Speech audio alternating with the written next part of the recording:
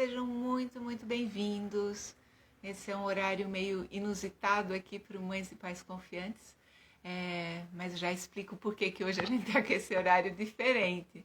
Nós estamos hoje fazendo um reprise, porque semana passada, e a culpa foi inteiramente minha, eu apertei em algum botão errado e a live não foi salva.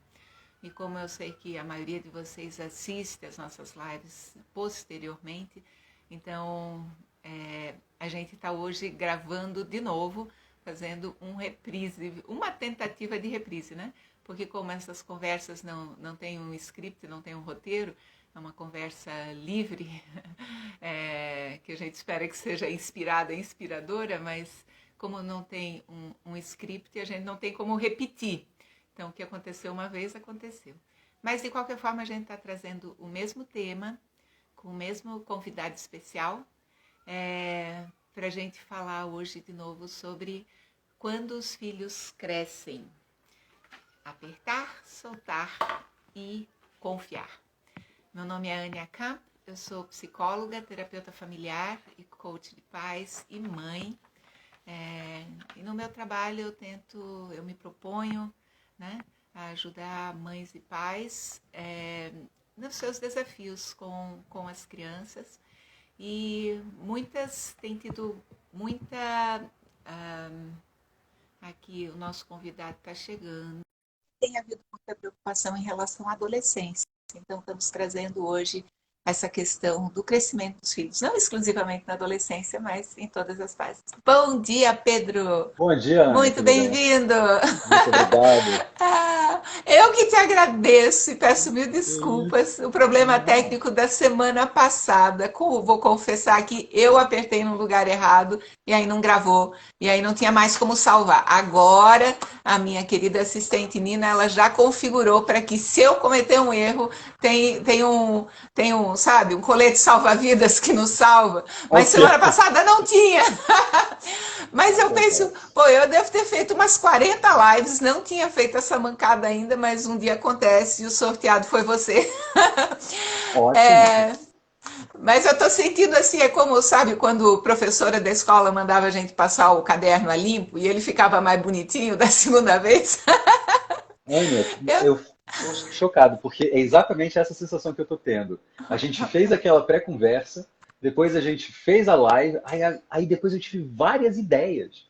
não E é? quando veio esse convite seu de dizer, não, vamos nessa, vamos fazer de novo, porque não deu, eu pensei, olha, vamos aprimorar, vamos afinar esse Não diálogo. é? Sim, Então, sem vamos dúvida. passar o caderno a limpo hoje, Pedro.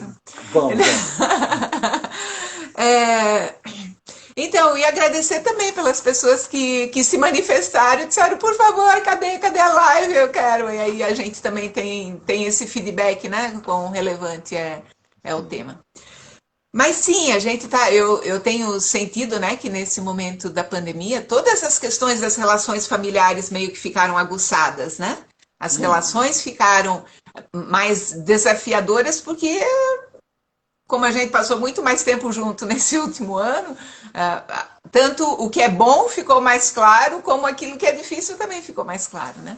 Então, Sem e, dúvida. e os adolescentes, sem dúvida, foram aqueles que provavelmente, além do que eu acho, os pais de crianças pequenas, que aí não tinham mais esse ritmo então conhecido, que, né, onde o cuidado com a educação, digamos, formal era da escola e a responsabilidade passou a ser, em grande parte, também sustentada pelos pais.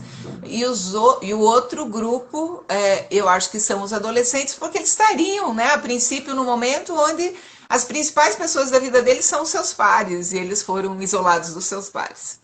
Então, isso foi bastante desafiador. E para os pais de adolescentes, né, que ficaram assistindo os seus filhos, então, muitas vezes se encolhendo, se trancando nos quartos mais do que nunca, alguns realmente claramente depressivos, então foi um momento, tem sido tempos de bastante preocupação com eles, né? Sim, E de aí a gente está fato. querendo Hum, trazer essa conversa. E para começar, eu queria que você se apresentasse, porque tem gente aqui que não te conhece ainda, Pedro. tá bom. Oi, gente. Eu sou o Pedro Luna, sou psicólogo clínico, sou mestre em psicologia, etnopsicologia e cultura pelo programa de psicologia e da UNB, de pós-graduação.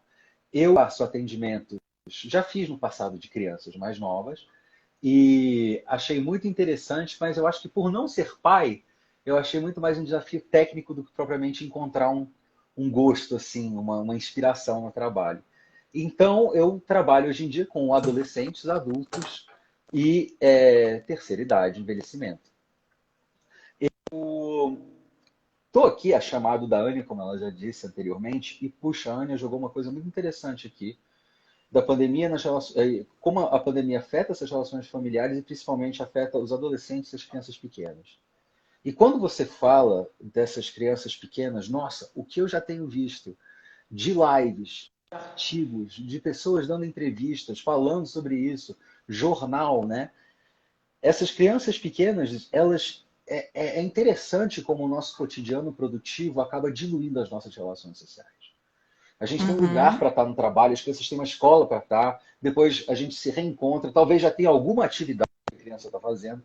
E a gente tem essa sensação de contiguidade da experiência do outro, né? A gente está ali, mas tem o nosso espaço, acontecem as nossas atividades, aí esse outro vem em momentos pontuais, interage conosco. E a gente cria uma série de rotinas desses momentos pontuais. O que acontece quando o momento pontual se torna um dia?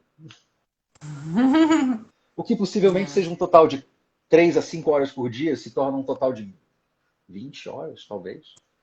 Criança acordando de noite, ainda por cima e tal.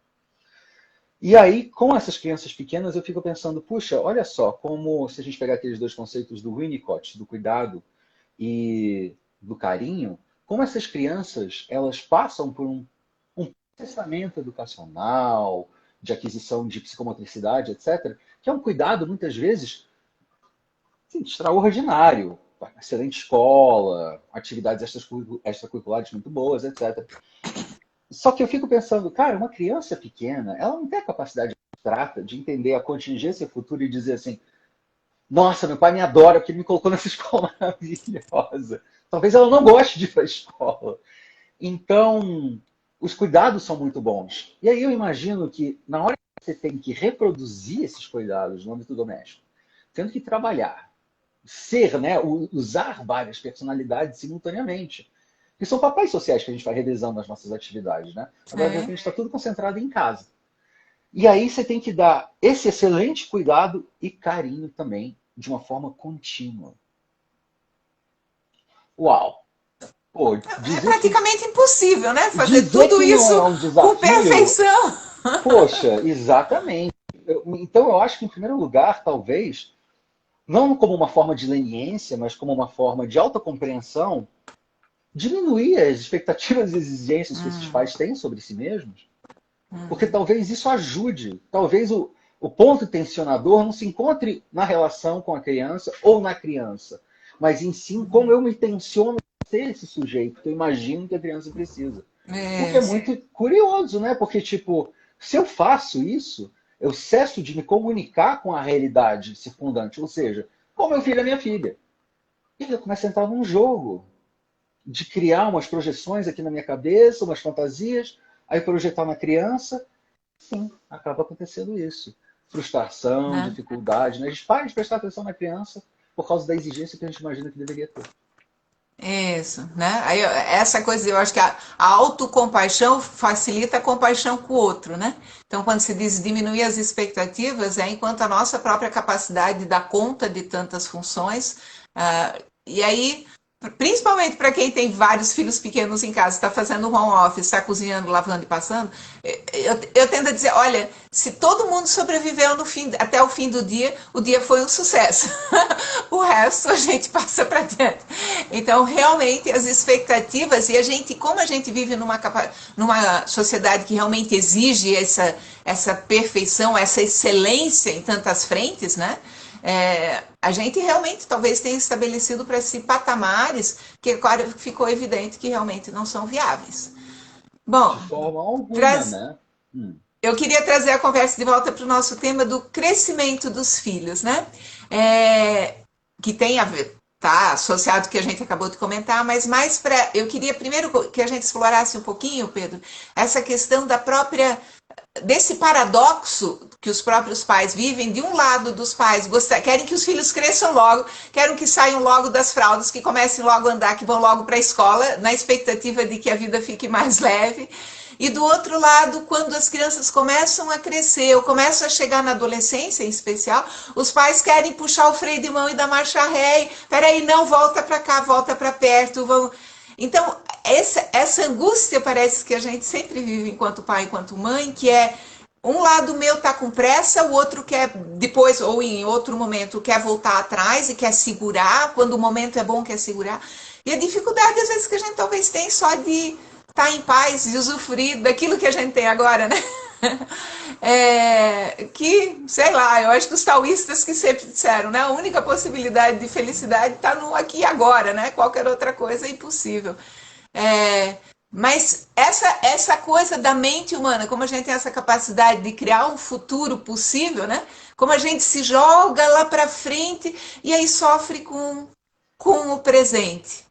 E a outra Sim. coisa que eu quero passar para você é essa, essa, essa alternância necessária entre o que uma professora minha, uma mestre muito querida, dizia, alternância entre morder e soprar. Que tem a hora que a gente acolhe, segura, tem a hora que a gente diz agora vai, agora encara os seus desafios, agora lida com essa dificuldade que você tem, e porque isso é o que vai criar força, né? Então, a alternância entre o lar e a família e os pais como um lugar de segurança e ao mesmo tempo que não pode ser uma segurança que contém para sempre, porque infantiliza, não promove o desenvolvimento.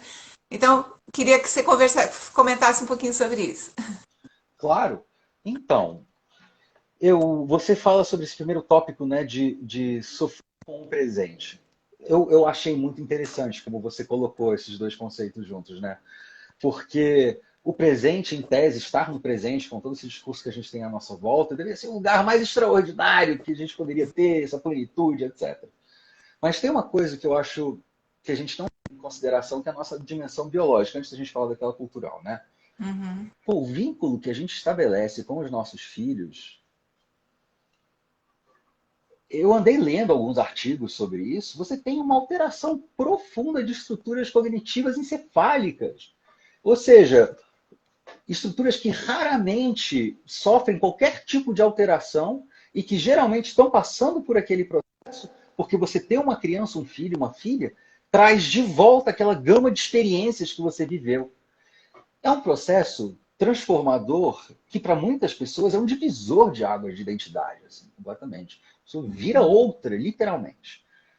Então, você tem aquele serzinho, né, que vai crescendo, que no começo não consegue nem limpar a própria cara, não consegue levantar a cabeça, não consegue se sentar. O nível de cuidado e de carinho e de elo que você vai estabelecendo com esse ser, que olha para você e te dá um sorriso, uma felicidade, uma alegria que abre esse campo, ou então chora e te deixa desesperado, do mesmo jeito. Eu acho interessante como, num primeiro momento, isso traz a gente já tem uma cultura, né, onde o bebê tem esse centro, onde a gente cria, tem mercados para ter cada vez mais as necessidades da criança. Então a gente vai criar esse vínculo muito forte e vai ser o primeiro espaço social dessa criança. Então ela vai olhar para tudo que está acontecendo dentro daquela casa e ela vai dizer: esses somos nós. E eu sou assim. Olha que coisa maravilhosa. Aí a gente chega na adolescência, e aí você está dizendo, aí os pais já puxar o freio de mão da liberdade do filho, etc., da filha, das coisas que estão acontecendo. É complicado numa sociedade que fica fazendo as pessoas acharem que elas podem ser adolescentes para sempre e você conseguir tirar elas de casa, né? É um pouco complicado, não é? A gente tem aquelas propagandas de galera mais madura pulando de avião, e nós toma esse complexo vitamina, depois não sei mais o que, faz essa plástica, por aí adiante. Mas essa criança está pela primeira vez agora, um adolescente, num outro grupamento social diferente. Você tinha falado logo no começo da sua fala. Pandemia, relações familiares, crianças pequenas e adolescentes. Adolescente se tranca no quarto, etc., fica deprimido. Alguns, né? Ou então muito choque, contraste. Essas pessoas, elas criaram uma identidade para elas ali, a partir dos 12 anos de idade. É uma identidade, digamos, um pouco incompleta e ainda meio tosca no sentido de precisar refinar os afetos que vêm com uma relação, uma namorada, por exemplo. A pessoa tem a primeira namorada da vida dele. Eu estou apaixonado loucamente, eu vou casar com esta pessoa, eu não sei o quê. A gente vê todos os comportamentos que a gente verá depois. Só que eles ainda são muito incipientes. E aí, muitas vezes, esses comportamentos que essa pessoa está pegando fora de casa contrastam com os nossos valores. E aí a gente fica com medo, né? Que mundo é esse, né? Será que a minha criança vai sobreviver? Será que esse adolescente tem cabelo? Não, eu não sei, etc. E aí aparece uma coisa que eu acho muito interessante, ligando com o fato do morder e assoprar que você disse. Se esse morder e soprar, se esse carinho e esse cuidado foi feito ali na infância, mais uma vez, sendo o carinho e o cuidado realmente engajado e possível. Não essa coisa extraordinária que a gente vê de Instagram, não sei mais o quê. Não, o possível. Essa criança vai ter essas ferramentas profundas gravadas dentro dela, que no final das contas vai ser o último lugar onde ela vai fazer a decisão. Ela vai pensar, pensar, pensar, pensar, pensar. A racionalização é um jogo de soma zero, não leva a lugar nenhum. Finalmente vai ter uma reação afetiva que vai fazer escolher um dos dois lados ali daquele processo de pensamento. Né? Quando a criança faz a escolha daquele processo, vai ser em base sobre a experiência de morder e soprar dela. A realidade nem sempre é aquilo que a gente quer. Ela frustra a gente com a maior frequência possível. É impressionante. Porque a gente não está no presente, né? A gente está dentro da nossa própria cabeça. Mas, se essa criança entendeu que o não acontece e ela usa o não para se preservar, você tem um fenômeno muito interessante, que ela começa a criar resiliência à frustração. E essa resiliência à frustração, aprendida durante a infância, ela é fundamental. Vai ser ela que vai permitir com que o adolescente tenha as estruturas cognitivas e afetivas para conseguir discernir e depois fazer uma coisa muito importante, né? Que é fazer uma síntese entre o mundo em que ele vive e o mundo da família. E ver que é possível haver um diálogo entre esses dois mundos. O mundo da família sempre vai ser um mundo emocional profundo dessa pessoa. Então tem que acontecer um diálogo, senão vai acontecer uma negação de si, um afastamento de si. Então morder e Pois é, soprar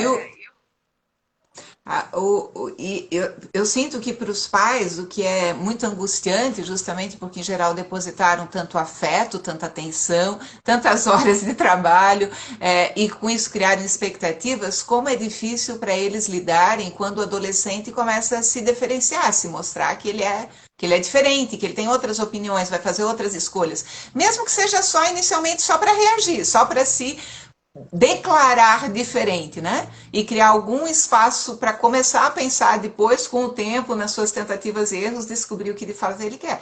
Mas como essa diferenciação que tantas vezes é sofrida ou angustiante para os pais, ou incita, né, acorda antigos medos, como isso é crucial para a saúde emocional e psíquica do adolescente, né? Se ele não se diferenciar, se a criança não se diferenciar, isso traz questões muito mais sérias e, enfim, se você puder falar um pouquinho sobre essa sem dúvida, Ania. como é crucial essa diferenciação. E que os pais, porque os pais muitas vezes eu vejo eles, mas ele tá fazendo, ele tá escolhendo coisas com as quais eu não concordo, eu não acredito nisso, eu acho que vai dar muito errado.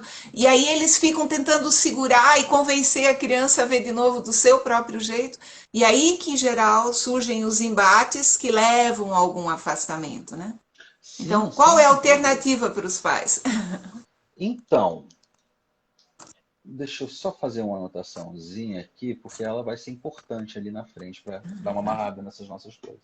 Qual é a voz dos pais? Olha, eu acho que as pessoas escutam com alguma frequência esse troco, esse leitmotiv, que é Ah, se o seu filho for um adolescente que tem algum problema em casa, quer dizer que ele não está muito bem, ou etc.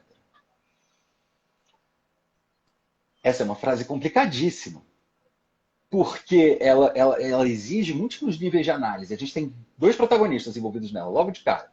O núcleo familiar, o pai e a mãe, os pais, as duas mães, e aquele adolescente. Ok. Quando a gente está falando desse choque que acontece, é porque essa pessoa agora está frequentando um mundo onde ela vê vários tipos de comportamento de performance sexual, o que ela vai ser, o que ela vai escolher, o que ela vai querer. E no mundo da fluidez, para quem gosta do Bauman, para quem gosta de pensar gênero líquido, que não tem muito a ver as duas epistemicamente, mas tá aí, é líquido, né? Vamos Uhum. nessa.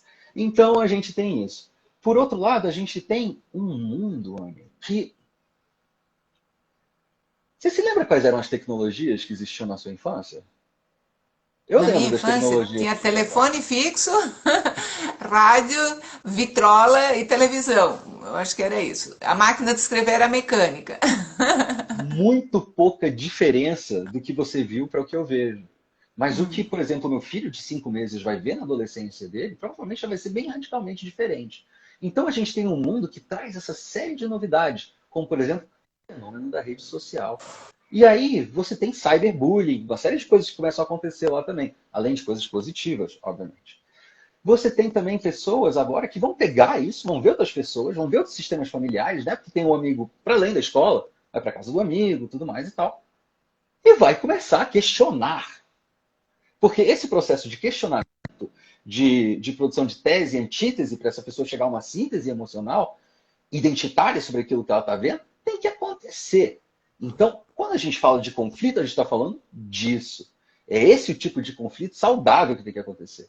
Como é que um conflito saudável pode acontecer? Pô, Uhum. comunicação não violenta é um super começo. É muito interessante. Mas mais do que nada, me parece, antes de responder qualquer coisa ao seu filho ou filha, escute. Escute muito. E se você ficar com raiva, se aquilo for revoltante, etc., vá dormir e vá fazer outra coisa. Deixe o seu inconsciente processar. Porque aí agora saindo das crianças, né, e entrando nos pais. Ele brigou comigo. Mas 15 anos atrás, estava aqui no meu colo, eu dando banho nele. Uhum. Como Uhum. é que ele faz uma coisa dessas comigo? Uhum. E aí vem para aquele conceito que eu estava anotando no começo, que é a base emocional. Você pode ter uma casa que tem regras de vai fazer cama, arruma, limpa, tal, não sei o quê. Eu acho excelente. Eu acho que quando o indivíduo está envolvido com a produção de si no cotidiano, melhor, menos alienada essa pessoa se torna, sabe? Ela tem uma compreensão diferente das coisas. Mas, bom, tem isso, tem as horas de comer, tem as coisas que a gente faz em família e tudo mais. Mas, mais do que isso, existe toda uma construção emocional, logo ali atrás da linguagem, que fala sobre como a gente reage às coisas. Se você é uma pessoa intolerante, que fez aquele organismozinho assistir intolerâncias suas e gravou lá no mais profundo do HD, acredite, você vai ter um inimigo encarniçado se você tiver discussões com essa pessoa. Você vai se encontrar ali. E essa é uma coisa que eu fico me perguntando muitas vezes. Eu sei que eu vou me encontrar no meu filho, eu sei que eu vou encontrar essas estruturas. Mas eu também sei que eu não vou me encontrar no meu filho. Que o meu filho é um outro radical.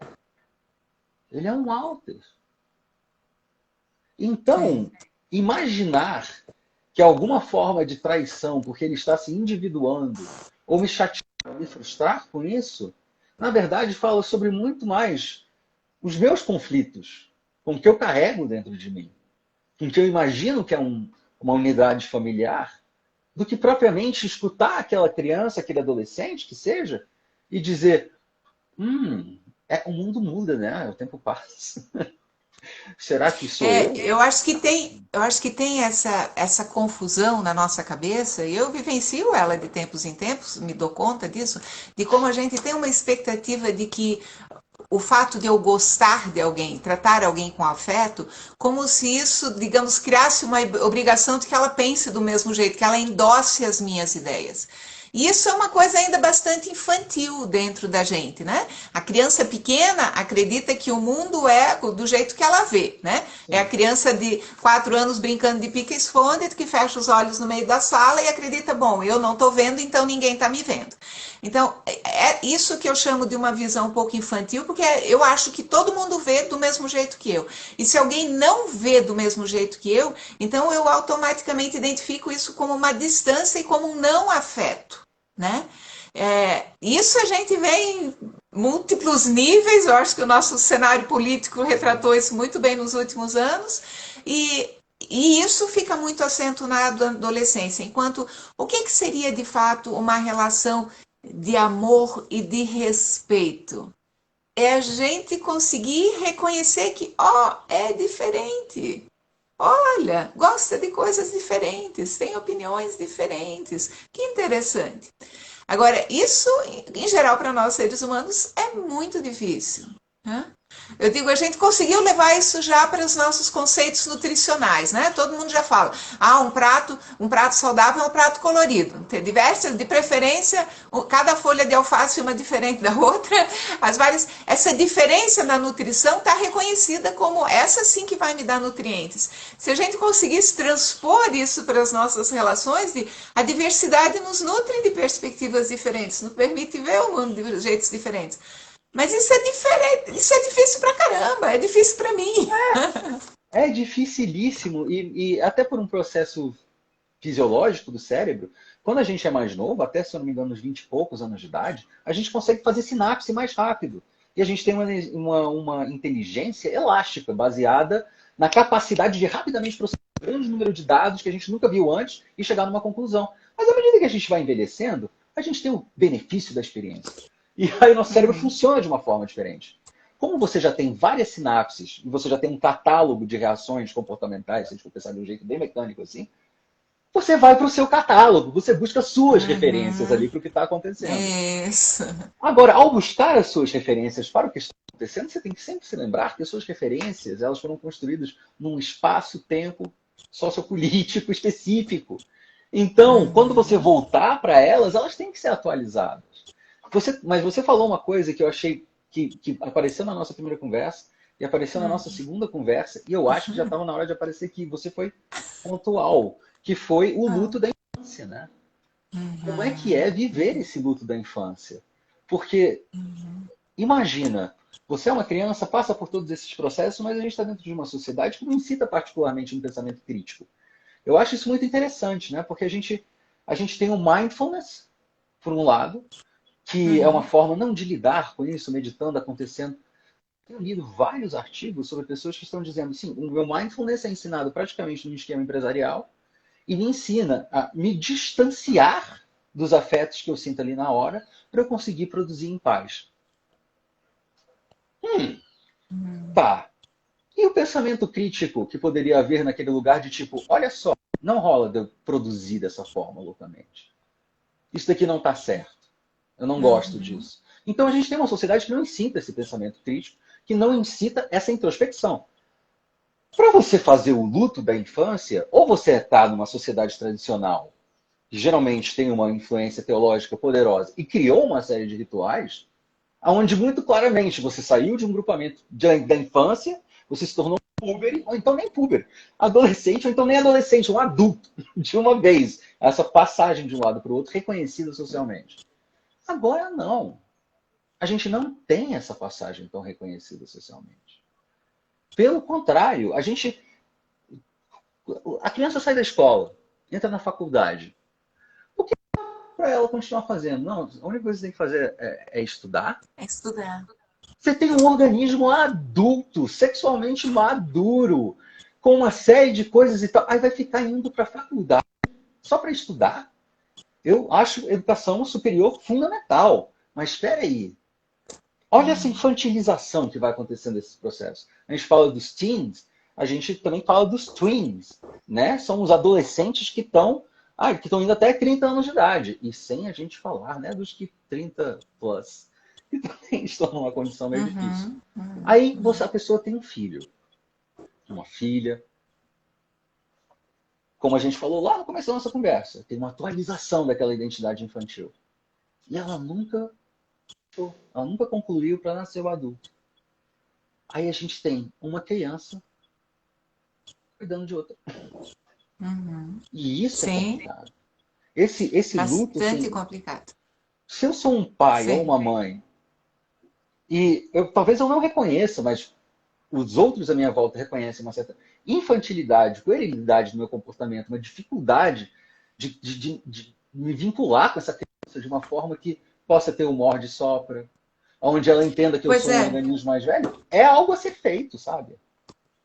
Pois é, aí eu acho que a gente entra nesse âmbito do morder mesmo, morder no sentido de autorizar a dor, autorizar a frustração, entender que sim, aquele jovem que provavelmente tinha uma mesada muito maior do que o primeiro salário que ele vai ganhar, né?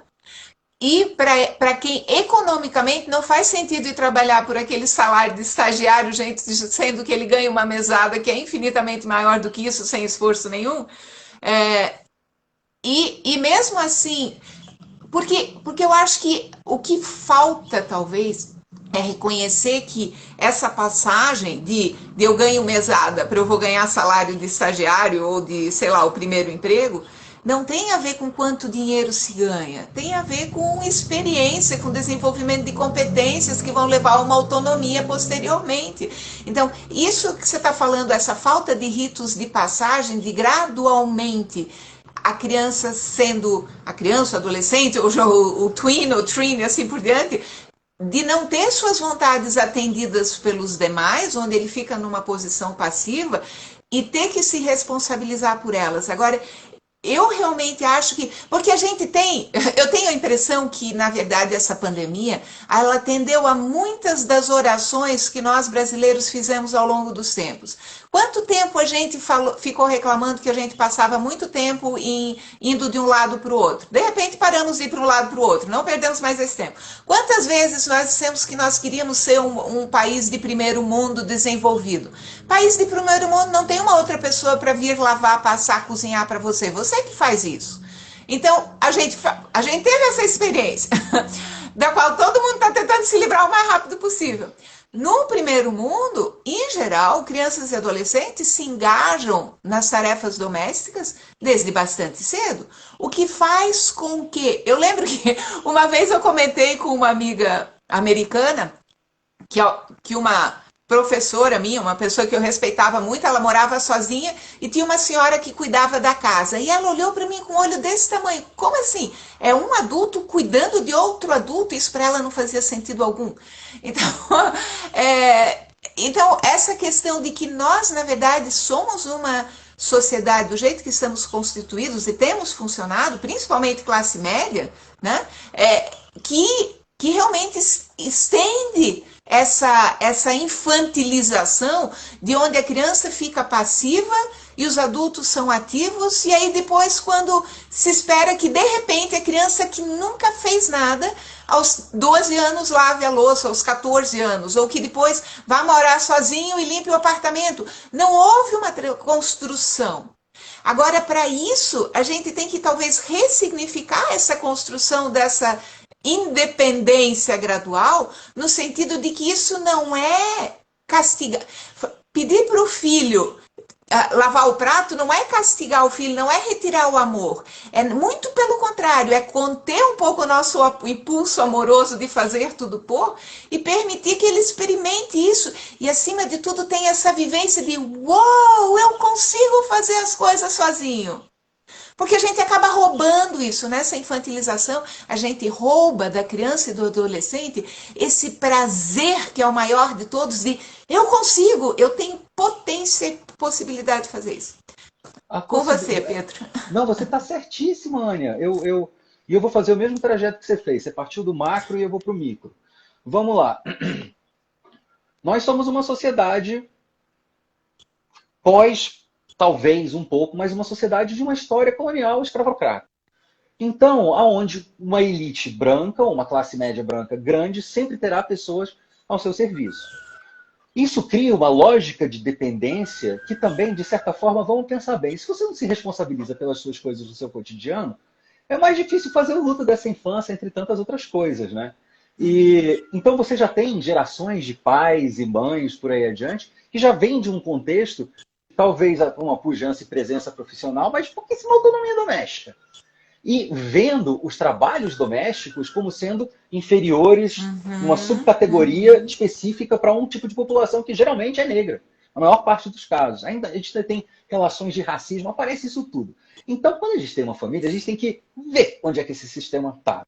Aí a gente sai do macro, vamos passar para o meso. Qual é a relação institucional que as pessoas vão criar com isso, então? Então, por exemplo, trabalhos domésticos vão ser uma coisa que a gente não vai gostar muito, né? Não são coisas que estão à minha altura. Autonomia é uma autonomia financeira, não é uma autonomia de cuidado de si. Vamos diminuir isso. O que quer dizer isso no dia a dia? Exatamente isso que você acabou de dizer. Criatura faz 14 anos de idade, sei lá, tira uma nota ruim ou qualquer coisa do gênero, tem uma lógica de castigo e educação bem primitiva. Aí olha para o moleque e diz: então você vai lavar os pratos do jantar. Se você queria desenvolver alguma autonomia, você acabou de criar um evento aversivo que vai impedir com que isso aconteça. Mas assim, você vai reforçar estereótipos de gênero, de classe, de raça. Você acabou de fazer uma grande bobagem ali naquela história. Claro, obviamente, a gente tem essa cultura que funciona dessa forma. Mas isso quer dizer que a classe média, as elites brasileiras vão sempre gerar crianças com pouca autonomia? De forma alguma. Porque um sistema doméstico, ele funciona de acordo com como a gente estrutura ele. E as pessoas têm que parar de pensar que o lar, assim como a mente, é uma coisa que se organiza espontaneamente. Tipo, não, você tem que pensar sobre isso.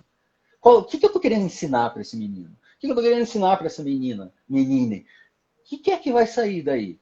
Então, essa é uma pergunta muito importante. E aí é onde entra o morte soprano que você estava trazendo de volta.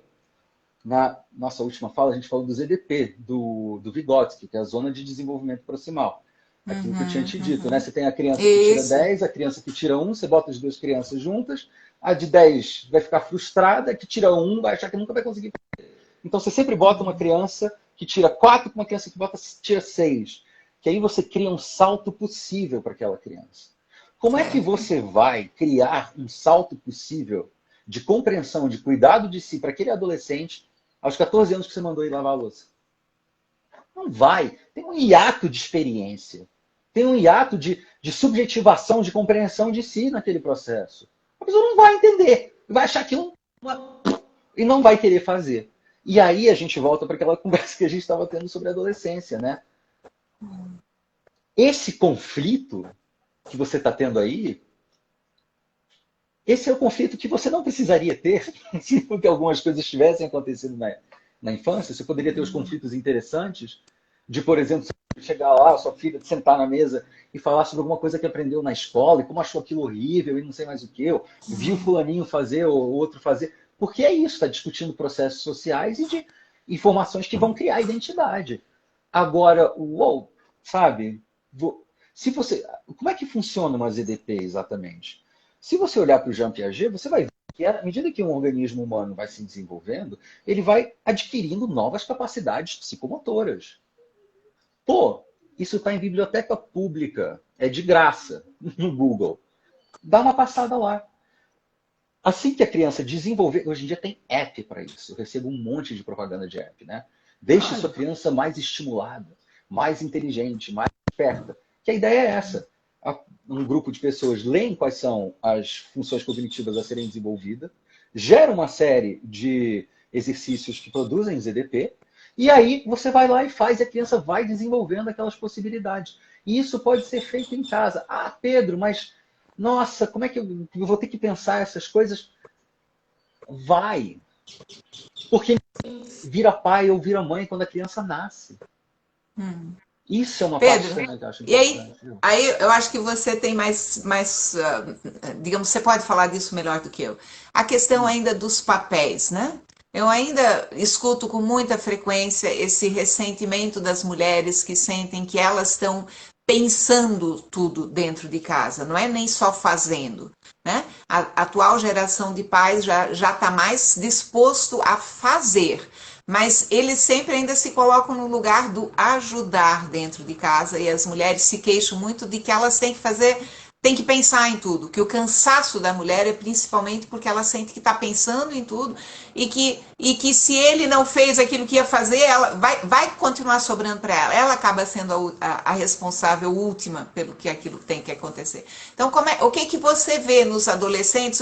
Onde é que talvez tenha oportunidades para a gente promover mais o protagonismo efetivo também no âmbito doméstico dos meninos, né? E que eles não fiquem também passivos. Eu sei que para alguns eles vão dizer, tá, mas meu pai nunca pensou em se preocupar. Ele assa o churrasco do final de semana, mas senão ele não tem nenhuma responsabilidade dentro de casa. É, enfim, se você puder elaborar um pouquinho sobre isso. Porque Pô, tem muita queixa das mulheres, viu? eu imagino, e recentemente eu sigo uma jornalista, a Nana Queiroz, e criadora da revista As Minas, etc. E eu vi um artigo dela exatamente sobre isso, a carga mental. Sim. Eu estava tentando entender como é que funciona a carga mental. E aí, vamos lá, de um ponto de vista macro, o que está acontecendo? Nós estamos com uma geração de homens ali, millennials, mais ou menos, que vem de uma sociedade que aceita muito mais o divórcio. E que Uhum, geralmente dá a uhum, guarda à mãe. Então, de homens que têm uma figura paterna já afastada mesmo, propriamente, uhum.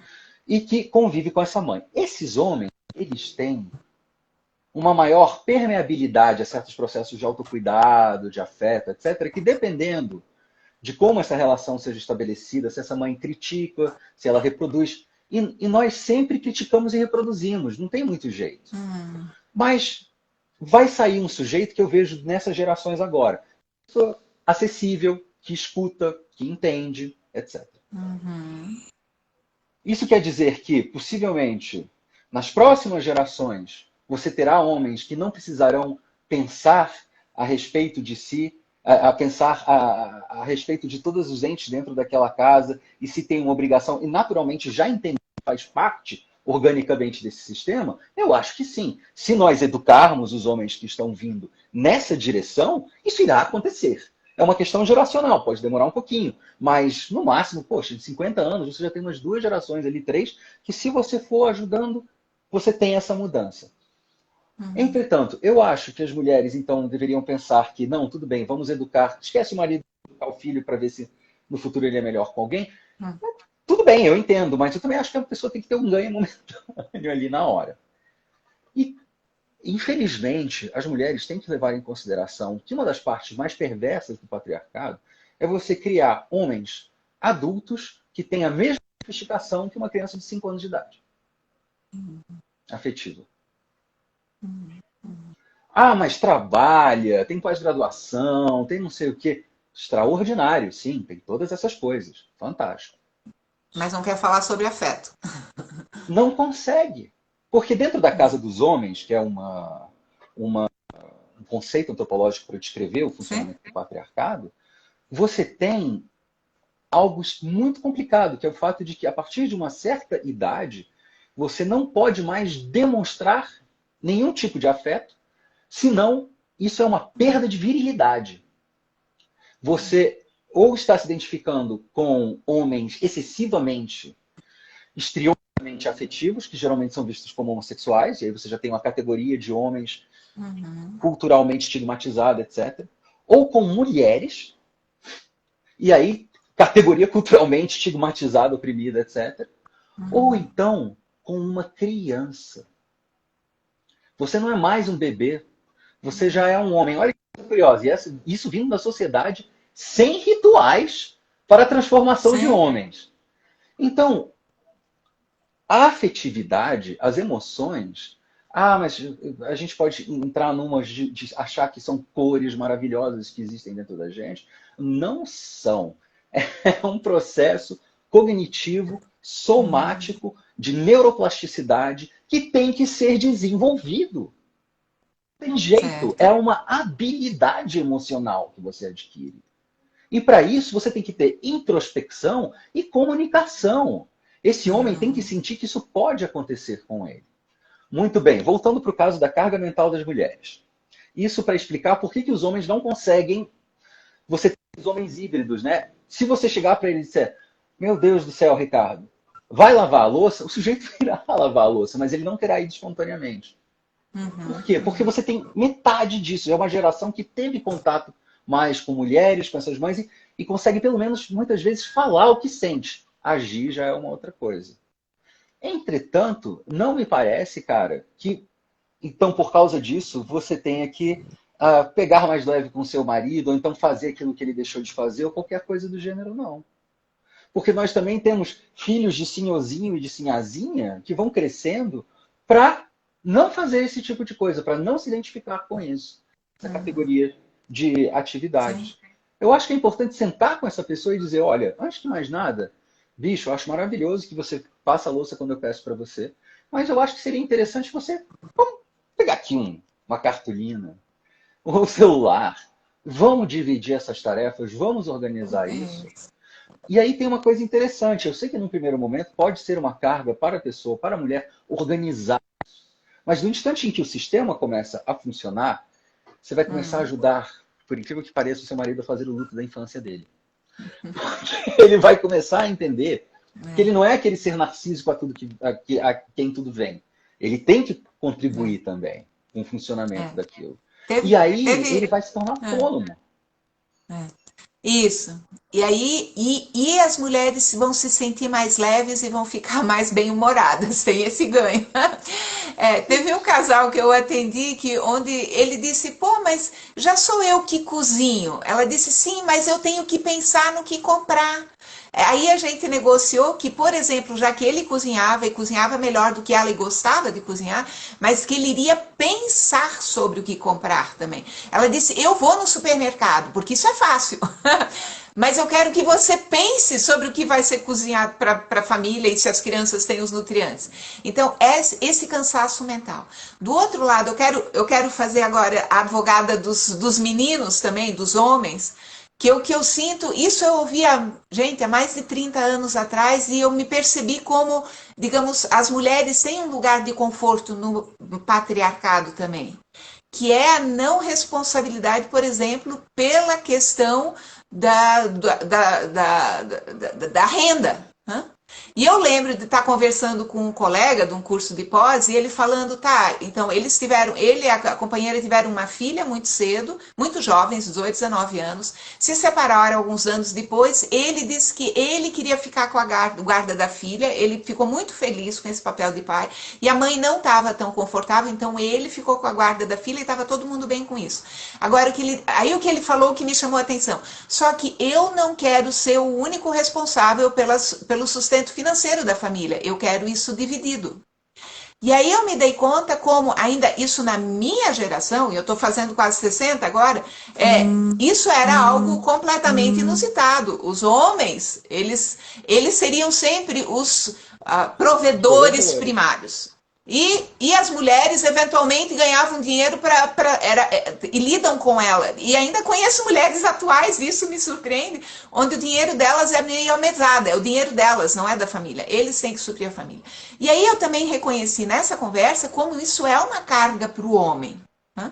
E eu, sendo uma mãe solo, eu tenho completamente consciência de qual é o peso que significa ser o único ou o provedor principal. Então, se isso também pudesse ser pelo menos conversado, não significa que todo mundo tem que ter esse equilíbrio, mas que isso seja conversado e que, eu diria, e que esse peso seja reconhecido. Eu acredito que todos os arranjos são possíveis, contanto que realmente todo mundo seja reconhecido e esteja bem. Então, se ele é o provedor, ou famílias, ou ela é o provedor, não tem problema, né, no provimento financeiro, mas que o papel do outro tenha pelo menos o mesmo valor. Então, a gente está combinando, eu me foco numa coisa, você em outra. Mas isso é igualmente importante, né?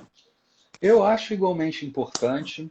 E aí eu acho que a gente tem um problema que é o seguinte, que é a estruturação de categorias do que é mais importante ou do que é menos importante, mas mais do que nada a equivalência entre uma coisa e a outra. Se a gente for no caminho dessa discussão, a gente não vai chegar a nenhum resultado.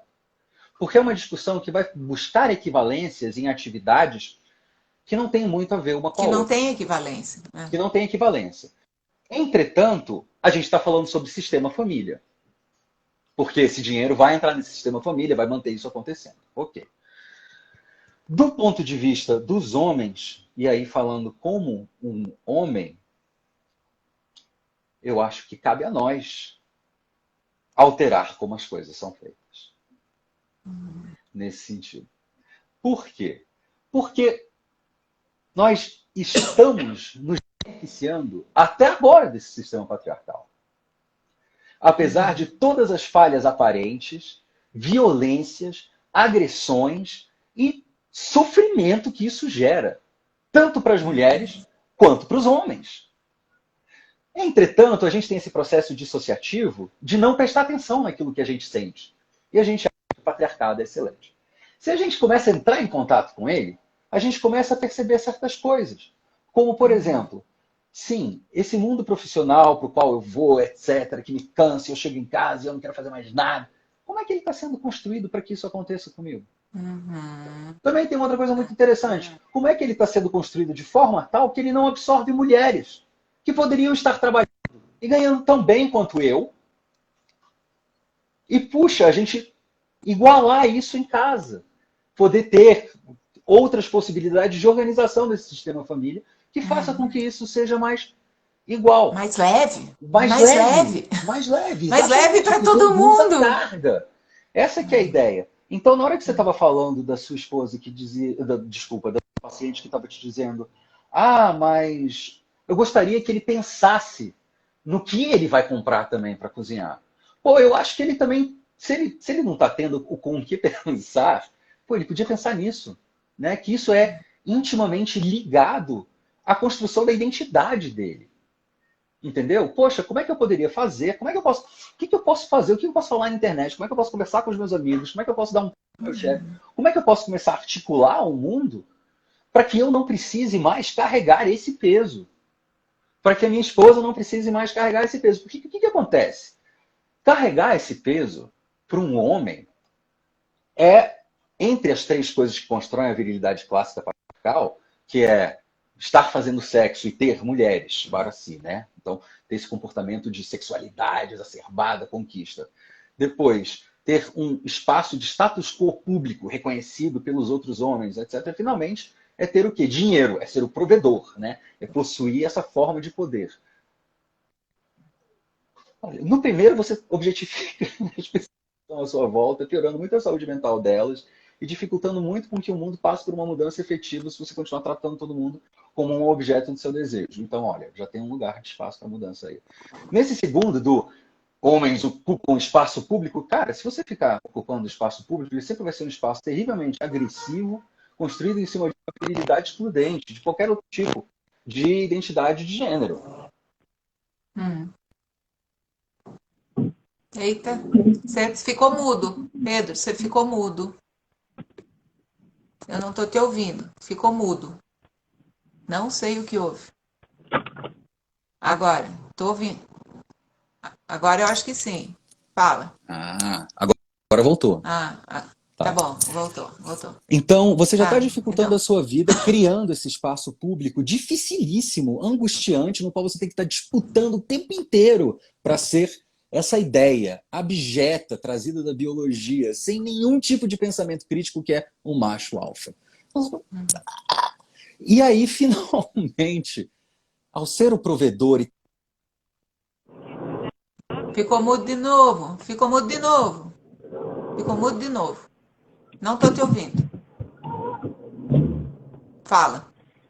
Não. Tá mudo. Vamos ver. Tira o seu fone. Vamos ver. Voltou. Agora voltou. Tá.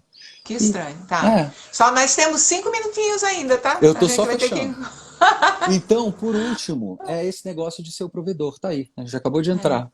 Como é que você pode criar um ambiente no espaço público no qual as mulheres também possam vir a ser provedoras? Provedoras de fato, porque elas já são em muitas famílias. A maior parte das famílias do Brasil tem mais mulheres do que homens. E mais mulheres negras do que homens brancos ou negros. Então, gente... Que coisa maluca. Vamos ajudar essas mulheres, por favor, sabe? Porque tem que partir da gente Da mesma forma que a luta contra o racismo estrutural tem que partir da pessoa branca. Não pode partir da pessoa negra. Se uma pessoa negra fala alguma coisa e outra Não pessoa só. branca discute com ela, todas as pessoas brancas à volta têm a tendência a se silenciar. Agora, se tem uma pessoa branca falando aquilo que essa pessoa negra está dizendo também, silenciando o racista, né? É. É isso mesmo. Gente, olha onde é que a gente foi parar nessa nossa conversa. A gente ia falar de filha adolescente, fomos falar em machismo Racista estrutural e estrutural. daí racismo estrutural. Nossa Senhora. Então, Vamos, voltando ao mas tema. eu acho que. Pois é. Eu acho que aqui a gente está só querendo arejar ideias, trazer novas perspectivas e cada um vai ter que tirar suas próprias conclusões, né? Nós não vamos ter receita pronta para entregar para ninguém. A gente está só cutucando para arejar as ideias, eu acho. Agora, Entretanto, eu acho que, é, ó, cuidado e carinho do Donald Winnicott. Pai, mãe, você não perde tempo, você não perde nada ao ir dar uma olhada nesses dois conceitos. Vai te ajudar pra caramba. Outra coisa, fazer uma boa terapia. Vai te ajudar com tudo. Você vê com tudo. E, finalmente, escutar. tá. Escuta. Escuta, senta e escuta. Se você tiver esses três ali funcionando, nossa! Isso. CCC, E a carinho, outra, cuidado e compreensão. e eu acrescentaria confiança, que essa coisa confie que tem um caminho. O adolescente não está pronto, mas tem um caminho, ele está a caminho. E a caminho a gente sempre pode mudar de rota. E para isso, justamente a conversa é a grande oportunidade de consciência que vai permitir correções de rota. Então, Exatamente. concordo completamente com você. E essa coisa, e o adolescente que percebe que é seguro discordar e falar uma outra coisa que ele sabe que o pai ou a mãe nem vai gostar, mas que é seguro fazer isso, a gente com isso ele vai arriscar e com isso ele vai lapidando suas percepções. Então, na minha experiência como mãe de adolescente, quando a adolescente diz, eu vou fazer não sei o quê, eu a princípio acho que não vou dar certo, e eu só pergunto, só faço perguntas, então como é que você vai fazer isso?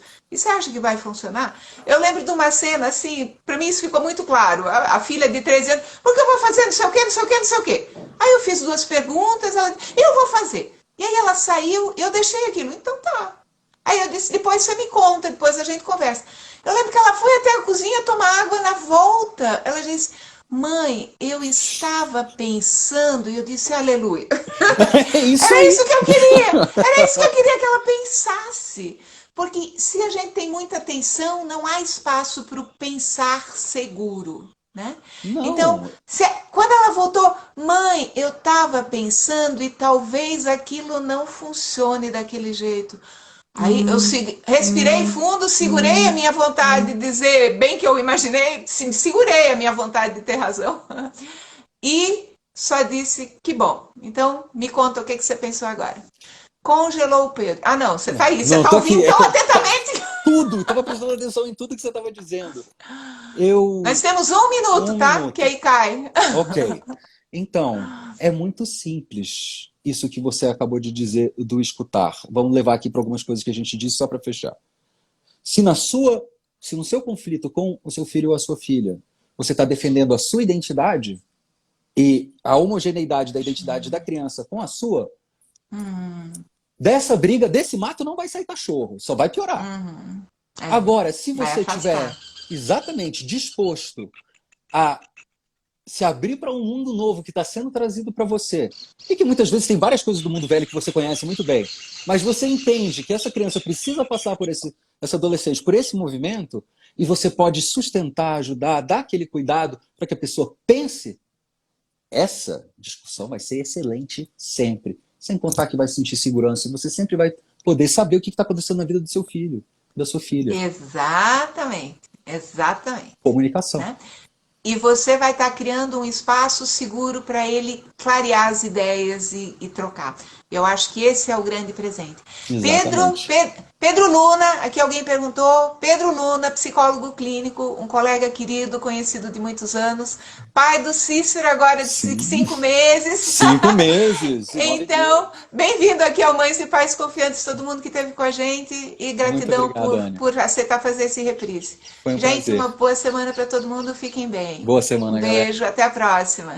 Tchau, Tchau, tchau. tchau. Vamos ver se hoje eu acerto aqui.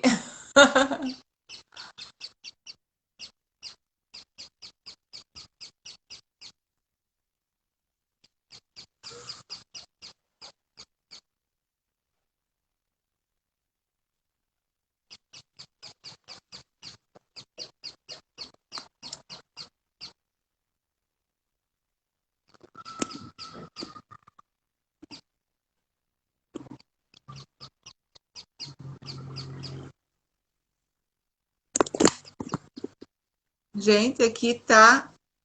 Eu não estou conseguindo desligar. O Instagram mudou alguma coisa.